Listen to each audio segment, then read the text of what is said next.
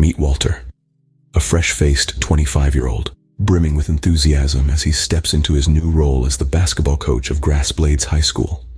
A position he's always dreamed of, a position he is ready to give his all to. The gleam in his eyes, the spring in his step, the hope in his heart, Walter is all set to take the basketball team to new heights. His first season as a coach, however, proves to be a tough one. Despite his relentless efforts, tireless training sessions, and endless strategies, Walter's team manages to secure only 5 victories. The taste of defeat is bitter, and the echoes of disappointment from the parents and the school board are even more so. Yet Walter, with his unwavering spirit, refuses to let these setbacks dampen his enthusiasm. He believes in his team, he believes in his abilities, and most importantly, he believes in the game. With each defeat, he sees a lesson learned, a chance to improve, a stepping stone towards victory. He holds on to the hope that the next season will be different, that the next season they will taste victory more often, they will stand tall, and they will make the school proud. But as the curtains close on his first season, Walter is left with a lot to ponder. The pressure is mounting, the expectations are high, and the fear of losing his dream job is slowly creeping in. The whispers of disappointment have started to turn into roars of discontent, yet Walter remains hopeful. He knows the journey to success is often paved with failures. He knows that Rome wasn't built in a day, and so he decides to stick to his guns, to continue doing what he's been doing, in the hope that the seeds he's sowing today will bear fruit tomorrow. After a challenging start, Walter remains hopeful. The next season awaits. But little does he know, the journey ahead is filled with trials and tribulations that would test his faith, his resilience, and his spirit. But that's a story for another day. For now, let's leave Walter here, with his hopeful heart and unwavering spirit, ready to face whatever comes his way. The next season awaits. As the new season dawns, Walter's optimism is put to the test.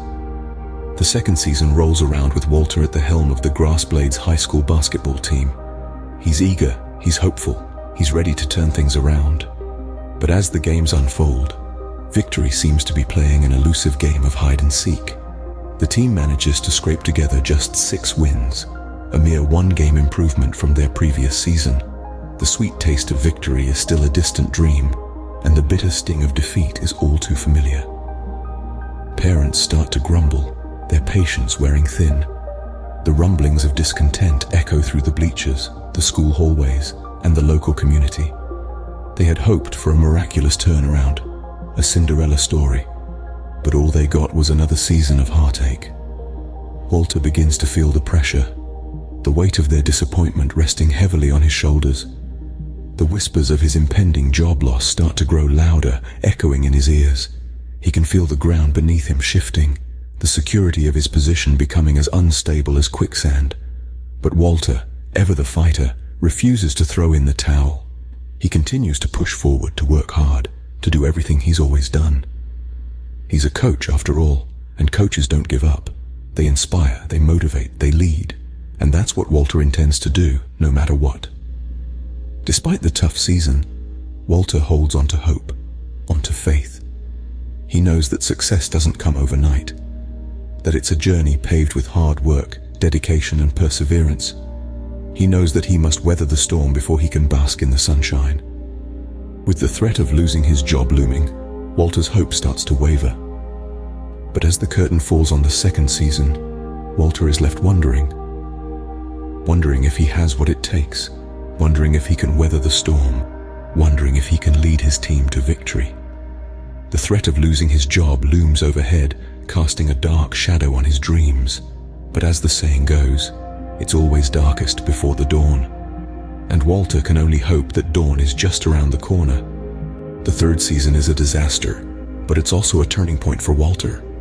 In this season, Walter's team manages to secure only 3 victories. The disappointment is palpable, not just for Walter, but for the entire Grass Blades community. The school board calls Walter in for a meeting. His job is on the line, and the atmosphere is tense. Walter pleads with the board, promising that if given 1 more year, he will turn things around. The board is reluctant, but eventually agrees to give Walter one last chance. At this point, Walter is at a crossroads. He realizes that his old methods aren't working. Instead of focusing on play calls and strategies as he did before, he takes a completely different approach. Walter, who has been a Christian all his life but has strayed from his faith over the years, turns to the Bible for guidance. He starts praying to God for direction and wisdom. He attends church regularly, earnestly seeking God in everything he does. This spiritual journey continues throughout the entire off-season. This new approach marks a significant shift in Walter's life. He's no longer just a basketball coach. He's a man on a spiritual journey, looking for wisdom and guidance not only in his professional life, but in his personal life as well. This change isn't immediately apparent to those around him, but it's a profound internal transformation that shapes Walter's perspective and approach to coaching. As the new season approaches, Walter is not the same man. His faith has been reignited, and his approach to coaching has fundamentally changed. He's ready to face the new season with renewed vigor and a fresh perspective. He's not just coaching a team anymore. He's leading young lives, instilling in them not just skills on the court, but life lessons off it. With his faith reignited and a new approach to coaching, Walter is ready for a fresh start. The new season is on the horizon, and with it, the opportunity for Walter to prove that his spiritual transformation can translate into success on the basketball court. The following season, Walter's team is off to an impressive start. A newfound energy courses through the veins of the Grass Blades, Walter's high school basketball team. The first game of the season sets the tone as they clinch a victory. A spark of hope ignites. This spark fuels the team's drive, pushing them to secure victory after victory. Walter's approach, his faith, his dedication, it all seems to be working. As the season progresses, the Grass Blades are unstoppable. Each game is a testament to their growth, their resilience, and their unity. 15 victories under their belt, a record-breaking achievement for the Grass Blades. They ride this wave of success all the way to the playoffs, each victory bringing them one step closer to the coveted championship. But the journey isn't without its trials. The championship game proves to be their toughest challenge yet. They give it their all, but the championship eludes them.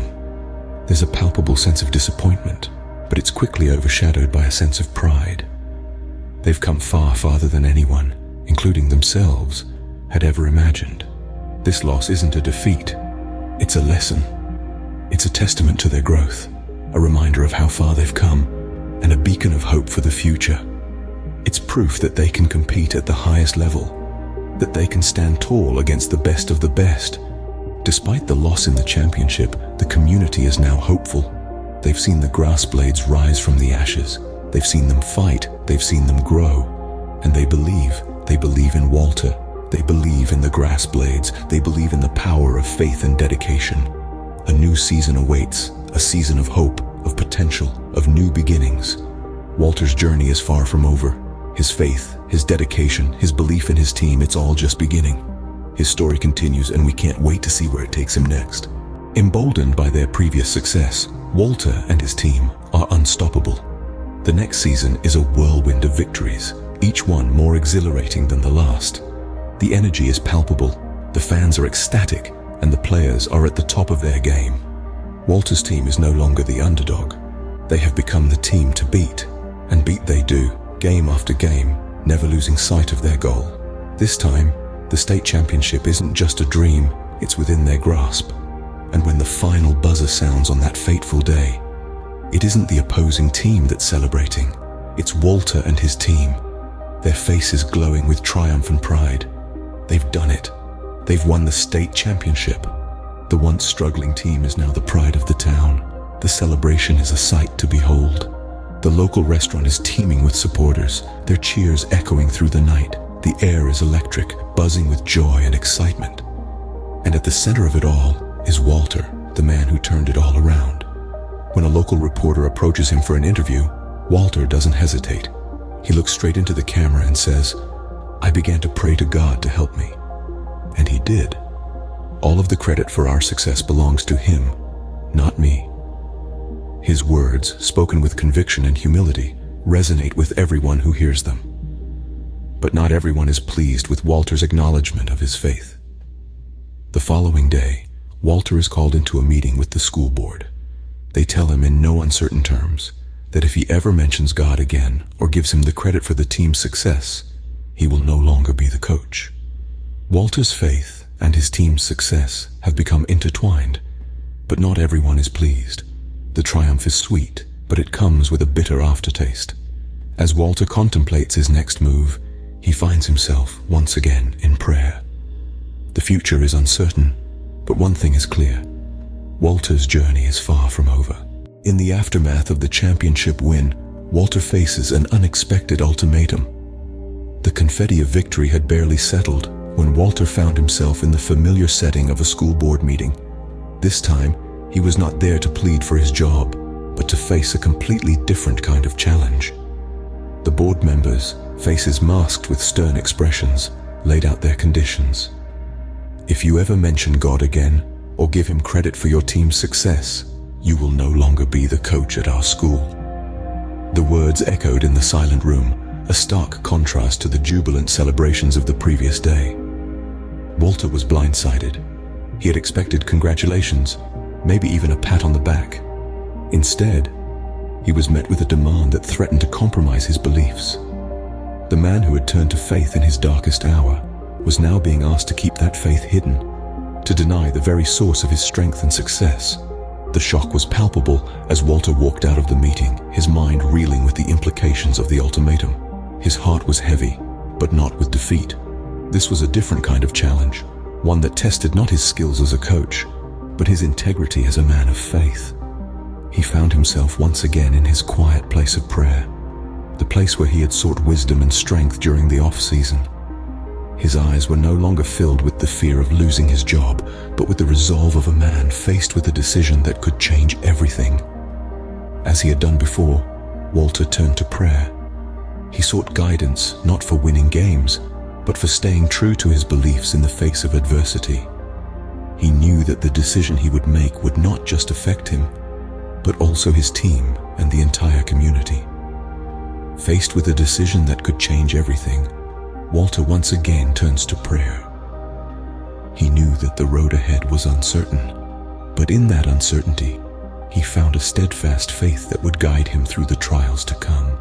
Despite the controversy, Walter and his team push forward, achieving another incredible season.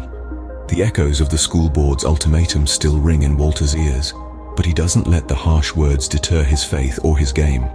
Instead, he takes it as a challenge to prove that success doesn't require compromising one's beliefs.